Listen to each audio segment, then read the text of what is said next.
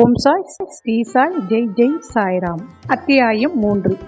சாய்பாபாவின் அனுமதியும் வாக்குறுதியும். அடியாருக்கு இடப்பட்ட திருப்பணிகள், பாபாவின் நிகழ்ச்சிகள் வழிகாட்டும் விளக்குகள், அவரனுடைய தாய் அன்பு, ரோஹில்லாவின் கதை, பாபாவின் சுவையும் அமுதமான மொழிகள். அதாவது யார் ஒருவர் என் சரிதத்தை முழுமையாக உணர்கிறார்களோ, என் மொழிகளின் நம்பிக்கை வையும் என்னுடைய லீலைகள் எழுதப்படுமானால் அறியாமை அகலும். அவைகள் கவனத்துடனும் பக்தியுடனும் கேட்கப்படுமானால் இவ்வுலக வாழ்க்கையின் உணர்வு தணிந்து பக்தி அன்பு ஆகியவற்றின் வலிமையான அலைகள் மேலொழும்பும். என்னுடைய லீலைகளின் ஆழத்தில் ஒருவன் முழுகுவனானால் அவன் ஞானம் என்னும் விலை மதிப்பில்லாத முத்துக்கள் எடுப்பான். எவன் ஒருவன் என் நாமத்தை அன்புடன் உச்சரிப்பனாகில் நான் அவனுடைய ஆசைகளை பூர்த்தி செய்து அவனுடைய பக்தியை அதிகப்படுத்துவேன். என் வாழ்க்கையும் செயல்களையும் ஊக்கமுடன் இசையாக பாடுவனாயின் அவனுக்கு முன்னும் பின்னும் எல்லா திக்குகளிலும் சூழ்ந்திருப்பேன்.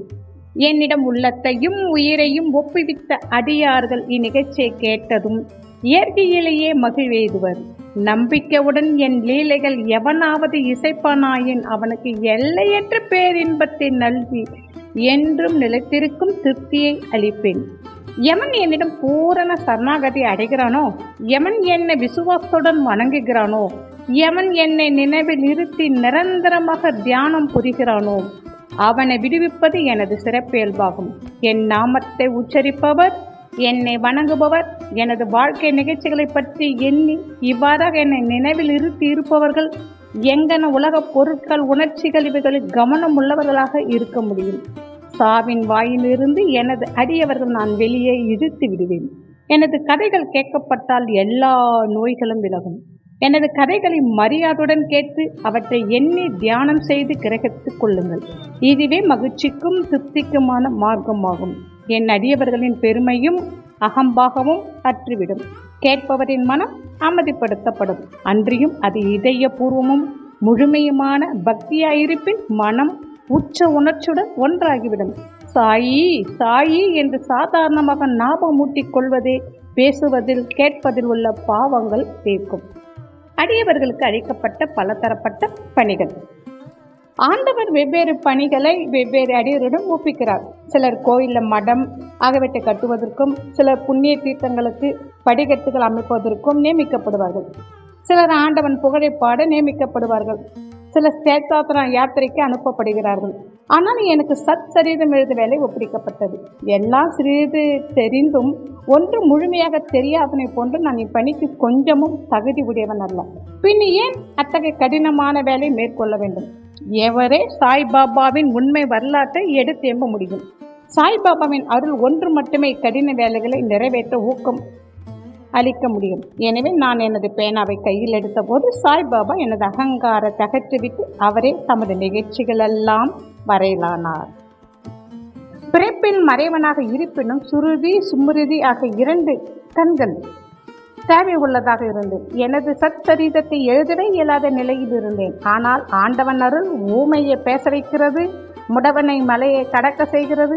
அவரின் விருப்பப்படி காரியங்களை செயற்படுத்தும் தந்திரத்தை அவர் ஒருவரே அறிவார்.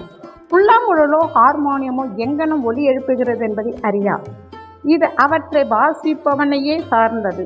சந்திர காந்தக்கள் கசிவதும் கடல் பொங்கி எழுவதும் சந்திரோதயம் காரணமாகவும் அவற்றின் தன்மையால் அல்ல.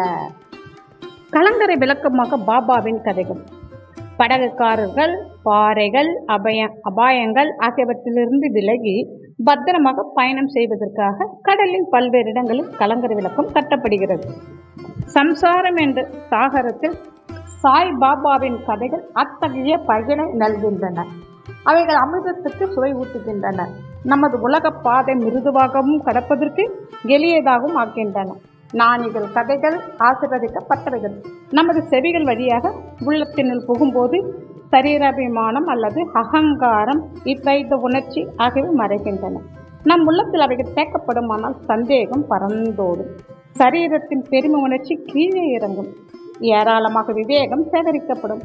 பாபாவின் தூய புகழை விவரிப்பதும் அதையே அன்புடன் கேட்பதும் அடியாரின் பாபங்களை அழிக்கும். ஆன்மீக பயிற்சியானது சமதம தியாகம், வழிபாடு, கலியுகத்திற்கு இறைவனின் புகழையும் நாமத்தையும் இசையாக பாடுவதுமாகும். கடைசி பயிற்சியானது 4 வர்ணத்தை சேர்த்த எல்லாருக்கும் உரியதாகும். மற்றைய பயிற்சிகளான யோகா, தியாகம், தியானம், தாரணை ஆகவே பழகுவதற்கு மிகவும் கடினமானவை. இறைவனது புகழை செவிமடுப்பதும் மிகவும் எளிதாகும். நாம் நமது கவனத்தை அவைகள் மீது திரும்ப மாத்திரமே வேண்டும். கதைகளை கேட்பதும் கீர்த்தனைகளாக பாடுவதும் புலனுணர்வு பொருட்கள் மீதுள்ள உறவை நீக்கி அடியவர்களை பற்றற்றவர்களாக்கி முடிவில் ஆன்மா உணர்வுக்கு வழிநடத்தி செல்லும். இக்குறிக்கோளை கருத்தில் கொண்டு சாய்பாபா சச்சரித சமூக என்ற கதைகள் எழுத செய்தார் அல்லது உதவி செய்தார். அடியவர்கள் இப்போது கதைகளை எளிதாக படிக்கவோ கேட்கவோ செய்யலாம். அந்நனம் செய்யும் போது அவரை தியானம் செய்தல் வேண்டும். சாய்பாபாவின் தாயன்பு. தன் இளங்கன்றை பசு எங்கனும் நேசிக்கிறது என்பதை யாவரும் அறிவர். அதன் மடி எப்போதும் நிறைந்திருக்கிறது. கன்று பால் வேண்டி மடியை முட்டும் போது தடையின்றி பால் பெருக்கெடுக்கின்றன. அந்நனிமை தாயாரும் தக்க தருணத்தில் தன் குழந்தையின் பசி அறிந்து முளையமுது தந்து ஊட்டுகின்றாள். அதற்கு ஆடை அழகர் அணிவிப்பதிலும் சிறப்புற சிங்காரிப்பதிலும் முக்கிய கவனம் செலுத்துகிறாள். குழந்தை எதை பற்றியும் அறிவதில்லை, கவலை உருவதும் இல்லை. ஆயின் தன் குழந்தை நன்றாக உடை உடுத்தப்பட்டு அலங்கரிக்கப்பட்டிருப்பதை கண்ணுறும் தாயின் மகிழ்ச்சிக்கு ஒரு எல்லை இல்லை. தாய் அன்பு விசித்திரமானது, அசாதாரணமானது, பற்றில்லாதது, இணையில்லாதது. தமது அடியவர்களிடம் சத்குருவும் இத்தகைய தாய் அன்பு காண்பிக்கிறார்கள். இத்தகைய அன்பை சாய்பாபா என்னிடம் கொண்டிருந்தது. நான் அரசாங்க வேலையில் இருந்து 1916ஆம் ஆண்டில் ஓய்வு பெற்றேன். கௌரவமாக என் குடும்பத்தை நடத்துவதற்கு எனக்கு தீர்மானித்து தரப்பட்ட பென்ஷன் போதவில்லை. குரு பூர்ணிமா அன்று நான் ஷீரடிக்கு சென்றிருந்தேன். அங்கு அண்ணா சிங் ஜனிஹார் அவராகவே பாபாவிடம் எனக்காக கீழ் வருமாறு வேண்டினார். தயவு செய்து அவரை அன்புடன் நோக்குங்கள். அவர் பெரும் பென்ஷன் அறவே போதாது. அவரது குடும்பமோ வளர்ந்து வருகிறது. அவருக்கு வேறு வேலை ஏதும் கொடுங்கள். அவரது சிந்தா குழந்தனை தீர்த்து அவரை மகிழ செய்யுங்கள். பாபா பதில் அளித்தார். அவர் வேறு எந்த வேலையும் பெறுவார். ஆயின் இப்போது எனக்கு பணி செய்து மகிழ்ச்சியாக இருக்க வேண்டும். அவரது உணவு எப்போதும் நிறைந்திருக்கும், ஒருபோதும் காலியாக இராது. அவர் தனது கவனம் அனைத்தையும் என்பால் திருப்பி நாத்திகர்கள், மதப்பற்று அற்றவர்கள், கொடுமையாளர்கள் இவர்கள் கூட்டுறவை தவிர்த்து எல்லோரிடமும் பணிவாகவும் அடக்கமாகவும் இருந்து உள்ளத்தாலும் உயிராலும் என்னை வணங்க வேண்டும். இதை செய்வாராகில் அவர் எல்லையற்ற பேரின்பத்தை அடைவார். எவருடைய வழிபாடு உபதேசிக்கப்பட்டு இருக்கிறதோ அந்த நான் என்பது யார் என்னும் வினாவுக்கு சாய்பாபா என்பது யார் எனும் குறிப்பில் முன்னமே இந்நூலில் சொல்லப்பட்டிருக்கிறது. ரோஹிலாவின் கதை. எல்லோரும் அரவணைக்கும் சாய்பாபாவின் அன்பை ரோஹிலாவின் கதை நமக்கு காட்டுகிறது. உயரமாகவும் வாட்ட சாட்டமாகவும் காலை போன்ற வலிமை உடைய வனாகவும் உள்ள ரோஹிலா என்பவன் ஷீரடிக்கு வந்தான். நீண்ட கம்பெனி என்னும் உடை அணிந்திருந்தான். பாபாவிடமுள்ள அன்பினால் அங்கு தங்கியிருந்தான். இரவும் பகலும் கலிமாவை சப்தமாகவும் குரூரமாக உபித்து அல்லாஹே அக்பர் என்று கத்துவான். ஷீரடியின் பெரும்பாலான மக்கள் பகலெல்லாம் தங்கள் வயலில் வேலை செய்துவிட்டு இரவு வீட்டுக்கு திரும்போது ரோஹிலாவின் குரூர இரைச்சல்களாலும் கத்தல்களாலும் வரவேற்கப்படுவார்கள். அவர்கள் தூங்க முடியாமல் மிகுந்த தொல்லையும் அசதையும் அடைந்தனர். மௌனமாக தொந்தரவை சில நாட்கள் பொறுத்திருந்து அவர்களால் இனிமேல் துயரம் பட முடியாது என்னும் நிலை வந்தவுடன் பாபாவை அணுகி இதை கவனித்து ரோஹிலாவின் தொந்தரவை நிறுத்தும்படி வேண்டிக் கொண்டனர். பாபா அவர்களின் வேண்டுதலை கவனிக்கவில்லை, மாறாக அவர்களை கடிந்தார். அவர்களை தங்கள் வேலைகளிலிருந்து கவனிக்கும்படியும் ரோஹிலாவை கவனிக்க வேண்டாம் என்றும் கூறினார். அவர் மேலும் ரோஹிலாவுக்கு மிக கெடுதலான மனைவி ஒருத்தி இருக்கிறாள் என்றும் அவள் உள்ளே வர முயன்று ரோஹிலாவை தன்மையும் தொந்தரவு செய்வதாயும், ஆனால் ரோஹிலாவின் பிரார்த்தனைகளை கேட்டவுடன் அவள் உள்ளே நுழைய துணியவில்லை என்றும், ஆதலால் அவர் மன அமைதியுடனும் மகிழ்ச்சியுடனும் இருக்கிறார்கள் என்றும் கூறினார்.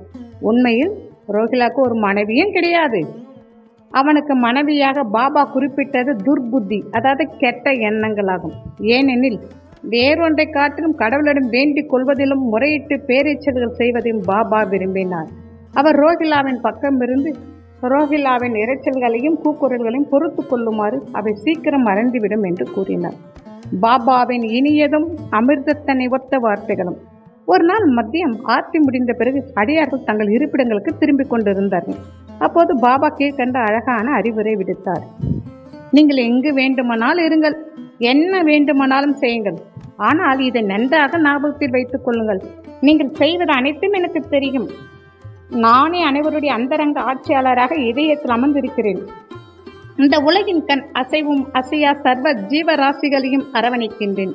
இப்பிரபஞ்சம் என்னும் தோட்டத்தை நானே கட்டுப்படுத்துபவன், ஆட்டுவிப்பவன். எல்லா வர்க்கங்களின் மூலமாதான் நானே, முக்குணங்களின் கூட்டுறவும் நானே. நானே எல்லா உணர்ச்சிகளையும் உந்துபவன், படைப்பவன், காப்பவன், அழிப்பவன் ஆவான். என்பால் கவனத்தை திருப்பவனை எதுவும் துன்பம் விளைவிக்காது. ஆனால் மாயை என்னை மறந்தவனை ஆட்டி உழுக்கும். எல்லா பூச்சிகள், எறும்புகள் கண்ணுக்கு தென்படுபவை. அசையக்கூடிய அசைய முடியாத உலகமெல்லாம் என்னுடைய உடம்பு அல்லது உருவமாகும். இத்தகைய அழகான விலை மதிப்பற்ற மொழிகளை கேட்டு இனிமேல் என் குருவை தவிர வேறு யாருக்கும் நான் பணிவிடை செய்ய போவதில்லை என்று என் மனதில் நான் தீர்மானித்தேன். அண்ணா சனிகரிடம் பாபா விடுத்த பதில், அதாவது நான் ஒரு வேலை பெறுவேன் என்னும் எண்ணம் என் மனது சுழன்றது. நான் அண்ணனும் நிகழுமா என்று எண்ணிக்கொண்டிருந்தேன். எதிர்கால நிகழ்ச்சிகளை கண்ணுறும் போது பாபாவின் வார்த்தைகள் உண்மையாயின. நான் ஒரு அரசாங்க உத்தியோகத்தை பெற்றேன். ஆனால் அது என் குறுகிய காலம் அளவுடையது. பிறகு நான் சுதந்திரம் அடைந்தேன். என் குரு சாய்பாபானுடைய வேலைக்கு என்னை பூர்ணமாக சமர்ப்பித்தேன். இவ்வத்தியாயத்தை முடிக்கும் முன்பாக பல்வேறு இடைஞ்சல்களான தூக்கம், சோம்பல், மனதலைதல், உணர்வுடன் உறவு இவற்றை விட்டொழிந்துவிட்டு தங்களுடைய முழுமையும் சிதைவுமற்ற கவனத்தை சாய்பாபான் கதைகளுக்கு அளிக்கும்படி இந்நூலை பயில்வோரிடம் நான் வேண்டிக் கொள்கிறேன். அவர்களது அன்பு இயற்கையானதாக இருக்கட்டும். பக்தியின் ரகசியத்தை அவர்கள் அறியட்டும். மற்ற பல சாதனங்களை புரிந்து கலப்படிய வேண்டாம். ஒரு எளிய மருந்து அவர்கள் பற்றட்டும். அதாவது சாய்பாபாவின் கதைகளை கேட்பதும் இது அவர்களின் அறியாமை அழித்தவர்களுக்கு முக்தி நல்கும். ஓர் உலோபி பல்வேறு இடங்களில் தங்கினாலும் தன்னுடைய புதைக்கப்பட்ட செல்வத்தினாலோ சதா சிந்தனை உள்ளவனாக இருப்பதைப் போல சாய்பாபா நாம் அனைவரின் உள்ளம் என்னும் அரியாசனத்தில் வீற்றிருக்கட்டும். அடுத்த அத்தியாயத்தில் சாய்பாபாவின் சீரடி விஜயத்தை பற்றி கூறுகிறேன். ஓம் சாய், ஸ்ரீ சாய், ஜெய் ஜெய் சாய்ராம்.